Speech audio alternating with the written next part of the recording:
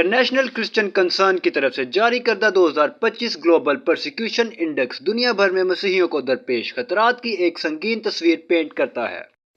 116 صفحات پر مشتمل تفصیلی رپورٹ میں اظہار ثانی اور تشدد سے لے کر قید اور موت تک کے ظلم و ستم کا خاکہ پیش کیا گیا ہے، جس میں حملوں کے ذمہ دار حکومتوں اور دہشت گرد گروپوں کا ملک بہ ملک تجزیہ پیش کیا گیا ہے۔ شمالی کوریا مسیحیوں کے لیے بدستور سب سے زیادہ خطرناک ملک ہے۔ ICC کے صدر جیف کنگ نے اسے ایک بڑی جیل ریاست کے طور پر بیان کیا ہے، جہاں مسیحیت کو حکومت کے لیے ایک وجودی خطرے کے طور پر دیکھا جاتا ہے۔ اندازے بتاتے ہیں کہ شمالی کوریا کی حکومت میں تقریباً 10 لاکھ مسیحی مارے جا چکے ہیں۔ نائجیریا مسیحی ظلم و ستم کا ایک اور ہاٹ سپاٹ بنا ہوا ہے، جہاں گزشتہ 2 دہائیوں میں 1 لاکھ سے زیادہ مسیحی ہلاک اور 3.5 ملین بے گھر ہوئے ہیں۔ جیف کنگ نے اس بحران کو اسٹیلتھ جہاد اور بوکو حرام اور فلاحی انتہا پسندوں سمیت بنیاد پرست اسلامی گروپوں کے ذریعے چلائی جانے والی سست نسل کشی کے طور پر بیان کیا۔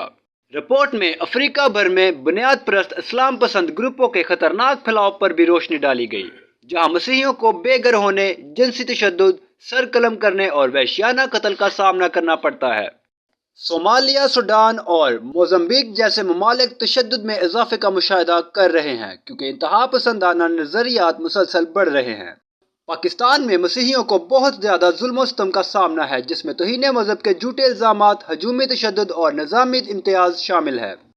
رپورٹ میں جڑاوالا میں اگست 2024 کے ہجوم کے حملے جیسے واقعات کی دستاویز کی گئی ہے، جس کے نتیجے میں تقریباً 30 گھروں، تقریباً 200 گرجا گھروں اور متعدد کاروبار کو تباہ کر دیا گیا، جس سے بہت سے مسیحی خاندان بے گھر ہو گئے۔ پاکستان میں سالانہ تقریباً 1000 مسیحی اور ہندو لڑکیوں کو اغوا کیا جاتا ہے۔